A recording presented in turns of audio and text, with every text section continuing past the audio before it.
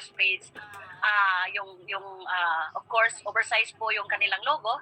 Oversized ang logo, so I would encourage na medyo reducean natin ng kaunti. At saka yung sa second page, yung declaration of originality, meron din akong nilagay dyan ng mga so soon after, I will be forwarding the corrections that I made.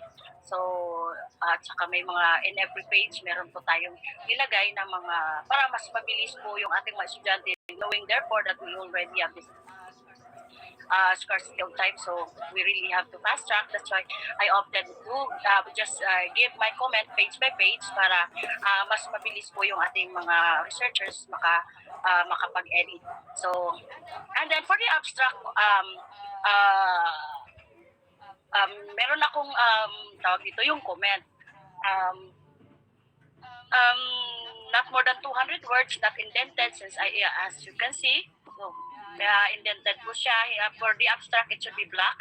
Yung past tense po, the content in the abstract must be past tense po siya. The content must emphasize the purpose of the study, yung inyong hypothesis, yung method, yung key findings, yung conclusion, at saka implication and contribution ng iyong study. So yun yung nasa loob ng ating abstract. And for the mental, yung page, yung ano ba to? Yung page, cover page. Maganda naman po. And then, dito sa ating approval sheet, so Sir Jax is around. So itong si Ms. Romilin Pagdu also change this one, and to the one of the panel must be Sir Jax Rosilio.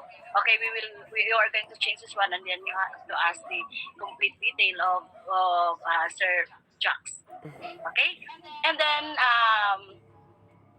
for the acknowledgement also, nandyan din yung pangalan ni Ma'am Pasqua at saka ni Sir Rex. So I also meron din akong nilagay dyan na, so all you have to do is mabilisan ano ninyo kaagad yan, change. And then for the table of contents, you have to arrange the content beautifully. The numbers must match the content. So I have noticed na siyempre pag i-edit mo yan, magbabago din yung page numbers na yan. So I encourage you to check one by one if the content, the numbers, nagmamatch doon sa ating table of contents. Para pagka ganyan, pagka-open ng inyong study, ayun talaga ang papasok na number. And then for the list of figures, since na isalin niya doon, siguro, I don't know, might be sa pag-arrange na. So list of tables, list of figures, so separate page po yan siya. So, okay, so, yung sa background of the study po, may tanong lang ako. What makes your study unique from the rest of the studies, which is, of which we have this related field? So anyone from the, what makes your study unique? Ma'am, ang among study, ma'am, kay different from other because our study is one, ma'am, among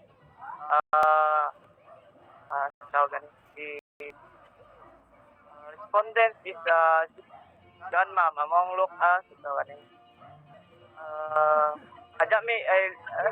wait lang, ma'am. Ay, ano gud, ma'am, kay mong kaingon ning different from others nga among ma'am study kay na mo gikontak sa ma'am sa Holy Child, then ang amo pong respondent is taga Holy Child po, ma'am. Ana, ma'am.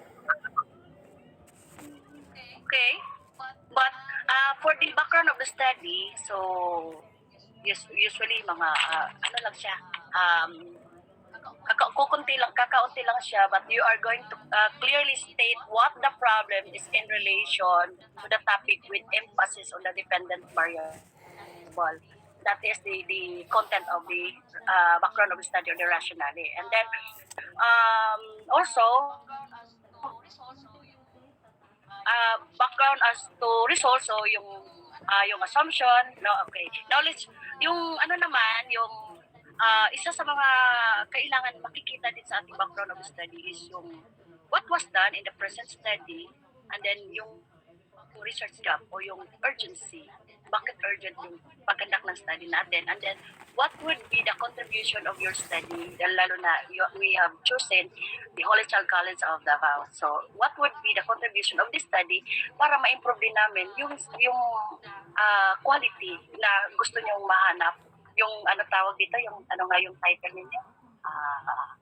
Mental health status among criminology students during pandemic times. Your study is also timely because just like myself, di ba, isa tayo sa mga implementer, at saka I am also looking into your what would be the contribution of your study para naman ma-carry out natin yung task, yung gustong mangyari ng mga estudyante natin, yung kayo, gaya ninyo, di ba?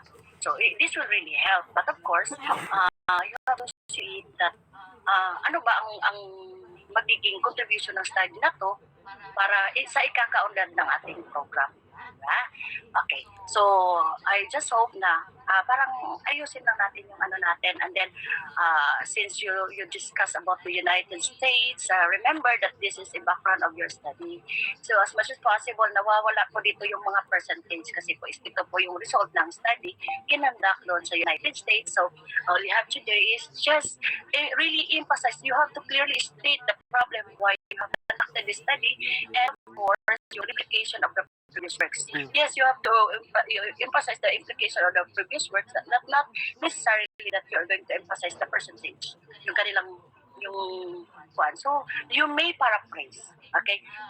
Kumbaga, pagandahin yung pagka-state, no? Not necessarily tanggalin na lang natin yung mga percentage. So, you just make it, you paraphrase, no? You have to paraphrase. And then, kaya nga, tinatanong natin kung what make your study unique is simply because that dito sa last portion ng inyong paragraph, the research will gather data from the survey questionnaire. Remember that, again, hinahanap natin yung research gap, yung urgency, yung kagustuhan natin na makakandak ng study para makatulong din. So, yun, pagandahin lang, pagandahin. So, yes, for the statement of the problem, so I look back also if it is really timely. So, of which I know Sir Jackson raised some questions pertaining to demographic profile while it is indicated in your study. So, para malalaman, maganda din naman para sa akin, at least I know where to position myself in case na you have a problem. So, considering therefore that we have encountered mental health problem in our program recently. So, and then if that is the case, if you're going to weigh the age, the sex, kung anong mga problem na nag-arise, so it would be good. It would be nice also. Now, so aside from that, yung mga spacing, so I am more on the spacing side. Yung distribution, syempre sa ikaganda ng ating paper.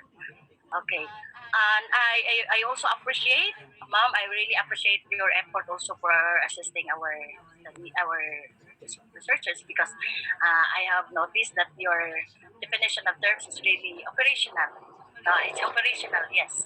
That's why I also appreciate because normally when there is this defense, yung copy and paste lang po yung mga kanilang mga definition of terms na I have checked that it is really good. It's really operational. For the review of related literature, so of course for the RRL, so the introductory paragraph, yung variable based with indicators including sources. So okay naman po, but may I suggest that pagandahin pa lalo yung ating transition device. So yun, yung transition device. So far, so good. Maganda naman po. But itong sa yung sa ating RRL, yung first na bungad talaga ng ating paragraph, ital kaagad. So can you, for the first instance of our RRL, can you state the names of the yung source natin. Kasi first pa siya bahala na sa pangalawa o pangatlong kuan, basta yung first na it al ng ating paragraph, it al, sino-sino yung mga authors na yan. So I would encourage you to state the first, yung first it al. So the preceding pwede na po siya hindi. Okay. Also, okay. Klaro man ko, no? Klaro. Okay. So, also,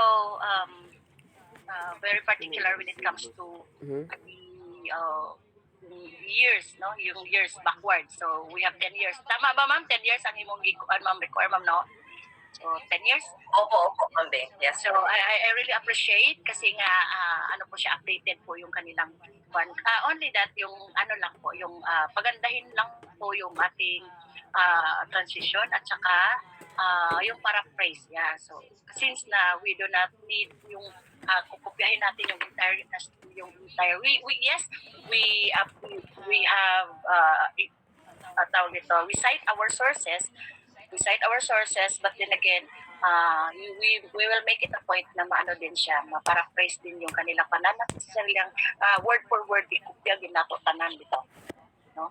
So, i-paraphrase na to, dili kayo na to siya, kupyahon tanan-tanan, just simply because we also cited, but we have to make as much as possible, make our own statement as well. That is, parang ano lang, we have to emphasize, we have, emphasize rather, sa kanilang study. Okay. For the theoretical framework, nasan ba yun? Theoretical. Yeah, I have noticed na kinukuha nyo talaga yung percentage.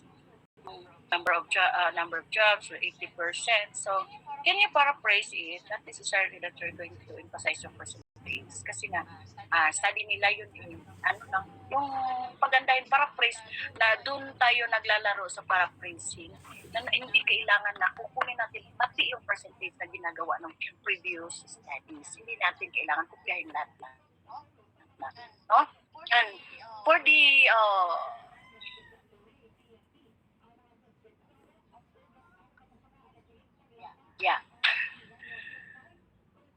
for the chapter 2, for the chapter 2, yung kanilang research instrument. So far maganda naman po. Yeah, I appreciate it. For the sampling technique, yung random sampling with the use of Google Form. Yes, I really appreciate the effort of the students because kung hindi sila pinapansin ng ating mga estudyante, Ma'am Doc Ami, pag hindi sila pinapansin, kaso palaban na sila, Ma'am Bing ba, tabangin mi ma'am, kay dili mo pa to sa amo. So, that's why here comes to the rescue. So, rescuer si ma'am. So, that's why, magpakiloy yun sila. So, although myself, nag-smile ko, nahimuot ko sa sila, ibuhat, pero, parang nakita ko nga, there is really an involvement, there is this active, mandili lang itong dali na nakita the moment na. So, I appreciate this effort, no? And, for the data gathering procedure, yun. Sige lang, anyway, just like from since the day one, so every time na naay mga kalibog, naay mga confusion mo doon, magiday sila sa ako, ma'am. So rest assured that I will be there to really assist you, to help you when it comes to technical, when it comes to spacing, para po, the moment that na-hardbound na siya, you can right now, there is relief, and then you will be proud of your work, na dili mo maulaw na sa silipon sa mga musunod na mga generation of the criminology students. So you can be proud of your work, no? And even your parents, if they're going to browse, oh, ako rin anak, wapo ang ilang trabaho. No? So, I appreciate your effort na despite the hectic schedules, it's very hectic because it's not the thesis, they are doing the thesis, they're also doing the mock work, no? Kaya halos di na sila matulog. The thesis, the mock board, and even the meron din silang papers na ginagawa for their internship, no? So this is what really uh, parang tinetest talaga yung kanilang dedication. So I appreciate all those things, no? And also ito, just like what I have said, I'm not going to touch the results of the discussion because I am actually satisfied naman ko. Satisfied ako for the results. So maganda yung kanilang presentation, maganda yung but can I also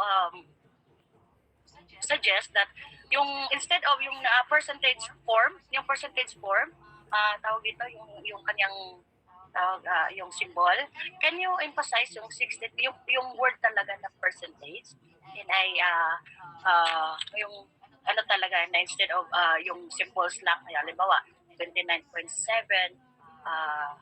symbol, so 29.7%.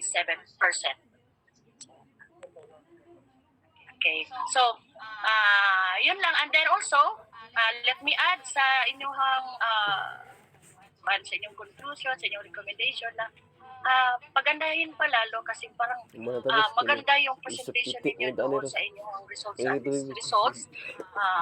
yung sa statistics ninyo. Tapos, siya naman eh. tapos parang kinulang po tayo sa ating presentation. So, can you give an emphasis doon sa ating pagandahin pa lalo yung ating presentation? Yun yung ano sa atin, yung akin lang. And for the references, yes, I appreciate your reference kasi sinunod nyo na kaagad kung ano yung gusto natin, yung kanilang pagkasunod-sunod. I appreciate that. From the previous, way back from the previous presentation, yung full-blown presentation, itong super, ang medyo kakaunti lang yung aking problema. So, kumbaga, hindi natin si Ma'am mahirapan at even the rest of the panel na mag-check nito. So, for our researchers, congratulations. That's all for my critic. Thank you. Thank you so much, Ma'am Bing, for your helpful tips to improve their paper. So thank you so much. Okay, so this is my turn. I will just have to. This is just more of proving of how far the students had understood their paper, and of course, this is also to give light to the comments of your panel as well. So, because it's not, as I observed, that it's not really easy to absorb all the comments, especially that comment pa na siya eh. there are other things that they're doing. So I will just have to comment on and I just would like to support the comment of Sir Jax. So we'll start with Sir Jax. So Sir Jax actually had questioned your why comparative. So I think you lack defense on that, no? Why comparative, descriptive comparative. And I agree with Sir Jax that you are going to have a separate description of what is descriptive and what is comparative has always been instructed. So, na i-focus natin yan. But, what makes your demographic profile very important, so you have to bear in mind this one, for comparative. This is simple comparative research. No, you are doing simple comparative research. Therefore, your demographic profile is really part of your research questions, okay? So, it should be part of your results and discussion. What makes demographic profile very important for comparative research? You are just simply, because this is simple comparative, you are just simply comparing across demographics, ha? So, dapat naka-emphasize din yan sa paper nyo. So, let's say, for example, sa age grouping, di ba may grouping kayo? What makes it comparative is because you have grouping variable. So, kailangan naka-state yan doon para maintindihan ng inyong mga future readers, no? You have grouping variable and you code each group. That makes it comparative because you have grouping variables. So like, let's say for age, it is not ratio data. Your age is not ratio data, but it is group, no? It's group. So it's group like, what is the lowest age group? What is the lowest age group? 20 and Below. below. Below. So you have grouping, no? You code it. How do you code it? You code it into 3 groups. One. Yes, ma'am. 3 groups. Yeah, so you code it. And sex, how many codes do you have? 2, You code ma'am. it 2. 1 and 2. male and female. So therefore, that makes it comparative because you are comparing simply the 2 groups. So dapat naintindihan natin yan para maintindihan din ng inyong mga readers. So your demographic profile is not simply an addition to the information of your research. Your demographic profile is really part of your research questions because we cannot exclude it because this is the grouping variable. Okay? And on the, so what is your, yeah, that was right, no? These are your independent variables supposedly.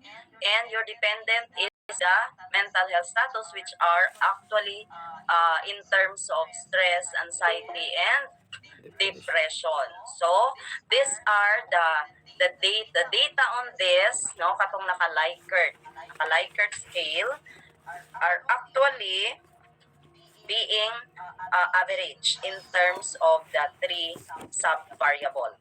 So, sa stat kasi yan, we have average of the stress, anxiety, and depression, and then the grouping variable, like let's say, we have sex, male and female. So it should be emphasized. So this is just simple comparative. So it's not actually getting the no. So it's not really like correlational that we could opposition. So it's just simple comparative. So it's not really causation that there is such a cause and effect. So it's just simply comparing the mental status of the groups. Again, your groups are your demographic profile. So I hope so you also understand that because you're not able to explain that a while ago. So we keep on We keep on repeating that. That's why you get the significant difference.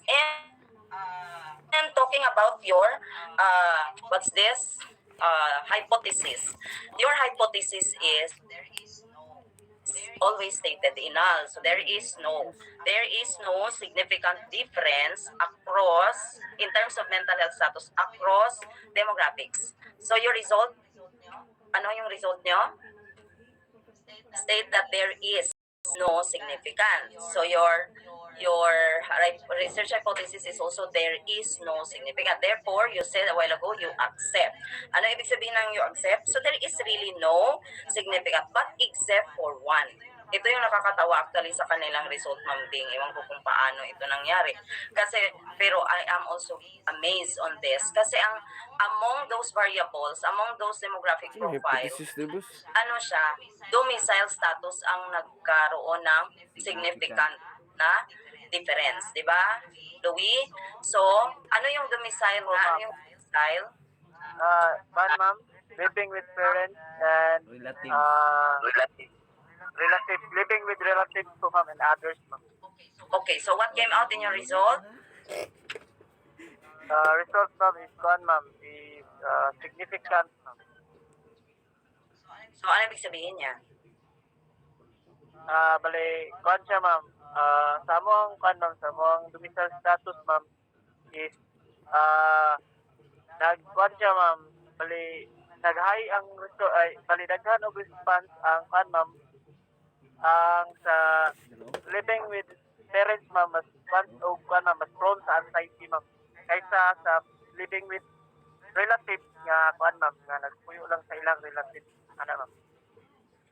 Okay. So this is actually one amazing result sa ilang paper. Okay? Because all of the results were not significant. Pero dito sa domicile, sa anxiety na part, merong significant. And it came out na higher ang anxiety level ng Mr. Banto? Higher ang anxiety level ng Students, ma'am. students na living with their Parents, ma'am. parents. Okay, so yan ang kanilang result na needs to have a very important support. So higher daw ang anxiety level ng those living with the parents during pandemic. Okay? So yan lang ang inyong significant na result, yung higher. So sabi ko nga, isip-isipin nyo ha kung bakit ganyan ang inyong result. Para kasing it's not really ang anxiety level kahit taas if for those students who are living with their parents. So siguro because of the pressure kay makita man sa balay man. So ingon ako, but you have to look for literature also to support your study. Kay nganong mauna siya kay very interesting man kung some of them answer siguro ma'am kay makita sa parents kung sa'y ginahimo nila mas anxious sila no kay inaanap po siguro it might be that but of course you can also look at the literature support. So maurag yun na inahang there is significant difference so in domicile that students are living with their parents are more anxious than those who are living with their relatives and others. So I don't know what happened. So maybe that's true no kay there is the parents are really putting more pressure. The parents are really putting more pressures on them because they are maybe studying in their comforts of their home. So, ikaw may sa ginikanan na ako mahal ba yan ng imuhang gadget, no? Mahal ba yan na imuhang kuan?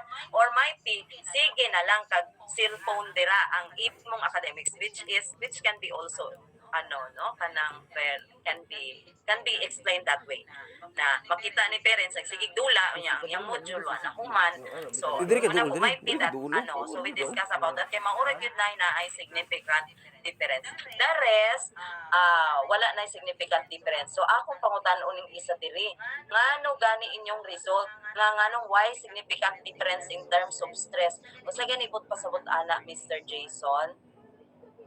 Kasi si Louie raman nagsigig istorya ani nga ang istorya man gid ni sila so Jason ang sagay ipasabot kung walay significant difference I think anybody why there is no significant difference in the mental health status in terms of stress depression Wala siya, ma'am. Diferensya kay kuan mo na siya, ma'am. Ang age kay makuha na siya. Nang kuan mo ba nang pwede maigo ang depression diya po ng mga bata kung tigulang naman ba anxiety walay ginapili ma'am ang not significant tinuod yun ang tubag ni Bitangkor baya yun nagpaningot baya yun siya so mangutan na ta sa lain Mr. Quinones, Marlo. Unsa man imo ang ikasulti gani Marlo anang there is no significant difference? Ma'am.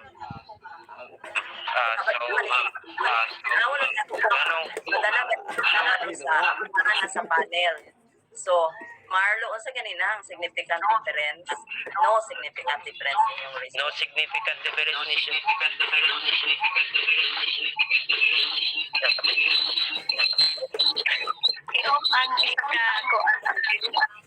Imagine tagduha gid ilang cellphone in tawon sa pag-depend nila dili gyud basta-basta ning defense nila ma'am din kayo tagduha gid ilang gadget So ma'am no significant sige Marlo so ma'am no significant difference ni siya ma'am kay even though na ang imong age, your sex, gender, and living with parents, same lang ang na-feel na mo na stress, ma'am, or mental health problems, ma'am. And that's why it is no significant difference, ma'am. Okay. So, salamat kaayo. No. So, actually, that's the answer to your result. So, the same lang, na-stress man paha ang stress ni babae o ni lalaki o across demographics na inyong gi-include sa inyong study. The same ragud ilang na feel na stress and anxiety and depression, except for the one nakatong sa anxiety. So para pareha lang. So actually, hi, what is siguro diri ang matabang si atong admin diri kay sa ilang result kay hi ilahang na experience na stress, anxiety and depression. So this can support your existing. Sabi nga ni Ma'am Bing, may problema ta sa mental health. So mao na siyang na-mention. So this study can be helpful na nakita diri sa inyong criminology students nga mga respondents na high ang inyong level kay maski sa descriptive lang very useful naman ang descriptive. High inyong level sa stress, high inyong level sa anxiety, and high ang level sa depression. Therefore, kani siya tama ni pudtong giingon ni Sir Jax. Pangutana ni Sir Jax kanina, it was actually true na kasi this one is sensitive topic supposedly, but the questions are not that sensitive because it's just referring to the virtual learning na mga experiences. Okay? So, hi. So this is something to be considered by our admin. What are the things? So you can recommend that. You can put that in your recommendation so that your recommendation would be useful and impactful. So based on the result of your study, wala man so dinato kay matutukan dito ta sa descriptive. The descriptive level is high. So there is something we can get from this paper also, that the admin can do something to make it low. Kasi make it lower. How can they make it lower in terms of stress, anxiety, and depression that the students are experiencing? Considering that the result of your study actually came out to have a high level. So even disregarding the inferential statistics, the descriptive alone can be quite helpful and useful already in terms of what the really are students are experiencing. And of course, considering other factors are just so operative, like maybe the students really answer it honestly. So that's our assumption that when you give your questionnaire, the students answer the questionnaire honestly, so that we could infer from your result. So, but that's your result. So hopefully, you understand your study for group members, no? You have understand so that you can edit. So on the technicalities of the paper, and I'm very appreciative of what Ma'am Ting had actually mentioned, that you are so this is a collaborative effort, no? So it takes a village to really educate a child. So it's not only an effort of the subject, but it is also a collaborative effort of the administration, particularly. Ako na ni silang gitsaling na sila na mag-imo silang letter because they are supposed to be professionals in the after this. So sila na tanan, sila nag-invite. Ingon ako, invite niyo kamo na mag-invite sa inyong panel, kamoy mag-contact. Because they are not anyway, they are already on the level of kaya na nila yan siya. So I appreciate that they did that, and I appreciate the cooperation and collaboration of the admin for that matter. So it's not really easy, especially on data gathering alone. So on the technicalities, so Ma'am Bing could help you for that matter. Ma'am Bing, ang among problema ani kay nagbuot ra gyud mi ani og kanang gani Ma'am Bing kanang ilahang template. So we are actually looking forward that a template from Criminology Department will be forwarded to them. Wala ko, mas. Napuda, mas? Napakadali. Wala na ko da, mas eh. Pasay ko kundi. Hindi mo ka. Hindi biningi signal. Nag-record mo ko no. Sabi. Thank you so much Ay na ay. for the Sa kadali. Stiyas presence of ang our panel members this morning. And for Sir Jax, you are Still, not really different from this group because their Hindi. paper is just about virtual learning, so our education and other professions. Tilag kaya ko ah. Pero, So this is a very generic paper. siya pa'y nagpasa sa kuwan. Nang ano. The content of criminology. Uma nag-present, mas? Nakup So na tanan. where we need expertise of the criminology majors, but this paper is generic, so it is true to all professions. So Sir Jax, I know for sure that you are one of our caliber panel also, caliber panels also in this research. And I really not really connected full time, so I need really the expertise of in terms of technicalities, and I'm very thankful for that. Okay. So thank you so much for our panel members. We're done with the first presentation. Hopefully, the other groups, Ma'am Bing, will be on next week. They are working towards their paper, and I invited them also to join us. So I am recognizing some of the group members of other groups, so that they will also know what they will also know what to expect on their panel, so that they can work already this time. So thank you so much, and for the sake of the students, congratulations. So you're almost there. We are almost there. We're almost finishing touches na lang tayo. So congratulations, and you reached this far. And God bless everyone. Thank you. Thank you, ma'am. Thank you, ma'am. Thank you kay ma'am. Congratulations. Thank you, ma'am. Thank you, ma'am. Thank you, ma'am. Salamat po kay Ma'am Bing. Opo, next na punta. Sige, Ma'am Bing. So, yeah, salamat kayo. Yes, Carlo. Ay kay ma'am, Ameline ma'am. Ma'am, dayon tag-meter ma'am sa group ni Flores ma'am. Bye-bye. Para onyang hapon, mag-adto ko dito. Ginamit mo ko na ako ni Ma'am Bing sa office sa sa Holy Child. Last time wala mi gipasulog. Wala mi gipa first. Gusto to no? Langan. Langan. Daw, may date ito eh. Naksing na kayo. Mana ni?